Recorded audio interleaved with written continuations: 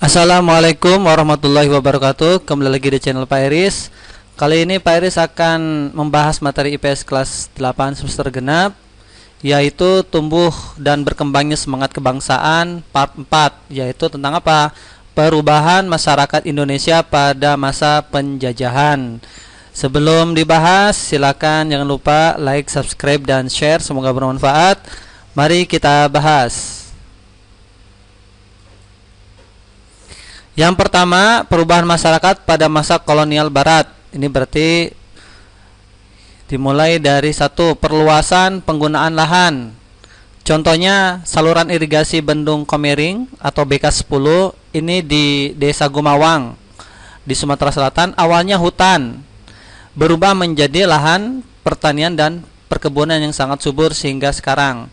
Nah, ini sumbernya BK10 Desa Gumayang di bawah zaman kolonial Belanda.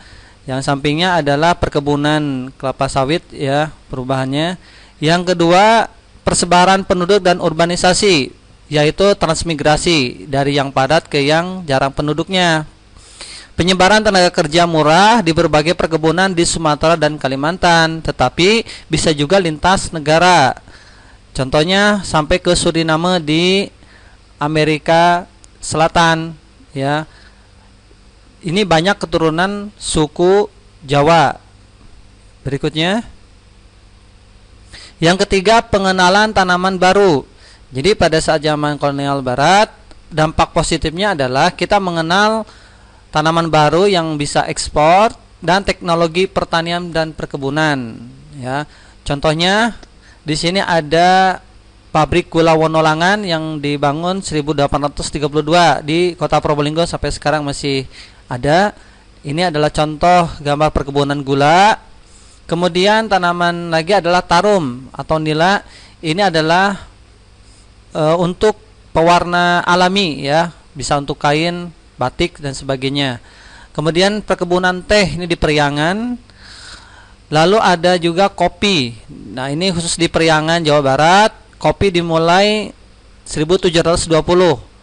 Ini aroma, ini bungkus pada zaman Belanda ini ya, aroma Bandung katanya, kopi pabrik aroma Bandung. Sekarang ya tidak ada ini ya.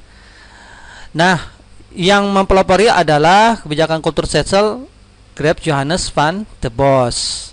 Berikutnya lagi, yang keempat, penemuan tambang. Semisal di tambang batubara Ombilin, ini ditemukan oleh Willem Hendrik de Graaf ya di Minangkabau.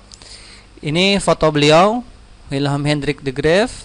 Kemudian kawasan ini yang pertama kali ditemukan menjadi warisan dunia UNESCO, jadi tidak berfungsi lagi ya tambang batubaranya. Kemudian ini adalah peta penyebaran peta tambang di Indonesia. Dari mulai Sumatera sampai ke Papua ya, kita mengenal Indonesia banyak sumber daya alamnya, minyak ya, batu bara, emas dan lain sebagainya. Kemudian yang kelima, transportasi dan komunikasi.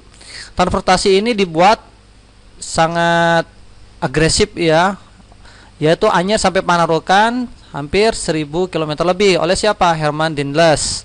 Ini peta jalan Anyer Panarukan. Nih yang digaris putus-putus ini. Beliau 3 tahun di Indonesia, tapi luar biasa ya kebijakannya. Kenapa sampai membuat sepanjang itu? Tugas utama adalah mempertahankan Pulau Jawa dari Inggris, sehingga luar biasa banyak pengorbanan penduduk Indonesia ya. Maka disebut Mas Guntur ini. Yang berikutnya ini gambar stasiun kereta api di Semarang, dibangun zaman Belanda ya. Oke, berikutnya. Yang keenam, perkembangan kegiatan ekonomi. Seperti apa? Munculnya kuli-kuli perkebunan, ada mandor, ada bagian administrasi di berbagai perusahaan. Nah, ini adalah sebuah buku dari terbitan Oxford ya, yang dibuat oleh Madeleine Halubs tentang kuli. Bagaimana kuli-kuli ini bekerja di perkebunan ya. Kemudian di sampingnya ini adalah gambar mandor. Biasa mandor ini orang Eropa ya di Indonesia. Yang di bawahnya adalah kuli di Indonesia. Yang ketujuh, mengenal uang. Contohnya uang pada masa VOC. Nah, ini gambar mata uang VOC 1790. Perubahan dalam pendidikan apa? Dibangunnya ITB atau Institut Teknologi Bandung pada masa Belanda, sehingga dampak positifnya muncul elit intelektual ya seperti Soekarno dan sebagainya. Nah, ini pesantren sebelum peminjaman Belanda, biasa dilanggar gitu ya. Nah, ini Teknik Hogeschool Bandung atau ITB yang dibangun pada zaman Belanda. Disinilah Soekarno belajar juga. Yang berikutnya, kesembilan, perubahan dalam aspek politik. Awalnya politik kerajaan, kemudian berubah menjadi gubernur jenderal, residen, dan bupati. Nah, ini struktur birokrasi kolonial Belanda 1800 sampai 1942. Raja Belanda, kemudian ada gubernur jenderal, ada residen, asisten residen, ada kontrolur, kemudian kepala penguasa ini ada bupati, datuk, regen ya, kepala distrik, kepala onder atau distriknya, kemudian sampai ke kepala desa. Ya. Kemudian perubahan dalam aspek budaya yang 10, yaitu ada perubahan dalam pakaian, bahasa, makanan, dan pekerjaan baru. Hal lainnya lagi adalah penyebaran agama Kristen atau Zending dalam bahasa Belandanya. Ada juga contoh kosakata knalpot, kabinet, kanker, ini bahasa dari Belanda. Budaya lainnya lagi adalah dibangunnya banyak benteng-benteng seperti Vredenburg ini di Yogyakarta. Kemudian penyebaran agama adalah seperti di tanah Batak ini ya, Lodowitz ini orangnya. Yang berikutnya, perubahan masyarakat pada masa penjajahan Jepang. Nah, pada zaman Jepang, perubahan dalam aspek geografi. Biasa untuk mendukung Jepang Perang Dunia Kedua melawan sekutu. Hal lainnya adalah tanaman jarak dikembangkan sebagai bahan produksi minyak yang dibutuhkan sebagai mesin perang. Ini contoh gambar tanaman jarak. Yang kedua, perubahan dalam aspek ekonomi. Karena adanya pembatasan ekspor impor menyebabkan sulitnya memperoleh bahan pakaian, maka rakyat Indonesia pun mengusahakannya sendiri. Seperti gambar berikut pakaian dari karung goni saat Jepang di Indonesia. Yang ketiga, pada masa Jepang, perubahan aspek pendidikan.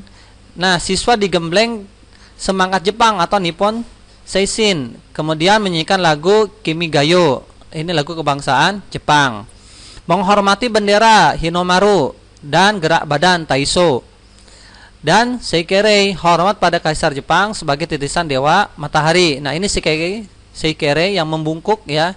Amaterasu adalah dewi matahari. Kemudian Hinomaru ini bendera ya, bendera Jepang. Ini kenapa ada Kiai Haji Zainal Mustafa di Tasikmalaya? Beliau menolak Seikere sehingga dijatuhi hukuman mati pada tanggal 25 bulan 10 1944. Kemudian dalam perubahan politik, nah ya, semua Jepang melarang dan membubarkan organisasi pada kolonial Belanda di Indonesia. Hanya MIAI yang diperbolehkan karena anti budaya barat yaitu Belanda. Ini gedung MIAI, Majelis Islam A'la Indonesia. Tokoh-tokohnya ada Kiai Haji Mas Mansur. Dan kedua, Soekarno yaitu ketua putra Pusat Tenaga Rakyat ini dalam politik.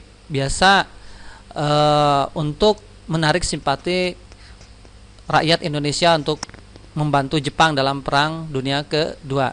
Yang kelima, perubahan dalam aspek budaya seperti ajaran Shintoisme ini menghormat matahari, menyanyikan lagu Kimigayo, merupakan salah satu pengaruh pada masa pendudukan Jepang. Tetapi ingat, ini tergantung niat ya. Walaupun kita sekarang menghormat bendera, niat kita bukan untuk ke Kaisar Jepang, tetapi bagaimana menghormati para pendiri bangsa ini. Jadi semua tergantung niat. Jadi aneh kalau seandainya sekarang masih ada yang menolak hormat kepada bendera Indonesia. Mari kita dengarkan bagaimana lagu Kimigayo Jepang, seperti apa teksnya ya. Kita coba.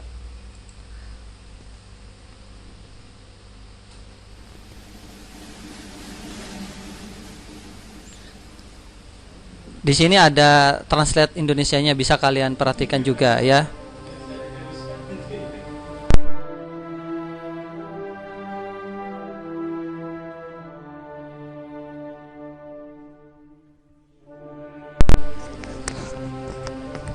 Semoga kekuasaan yang mulia Kimigayo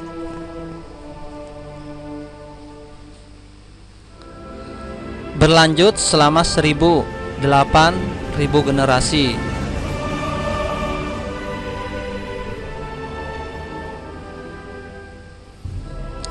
Sampai kerikil.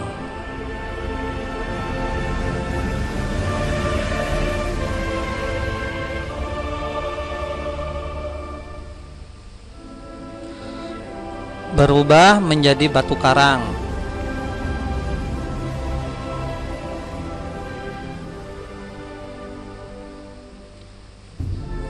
Hingga diselimuti oleh lumut.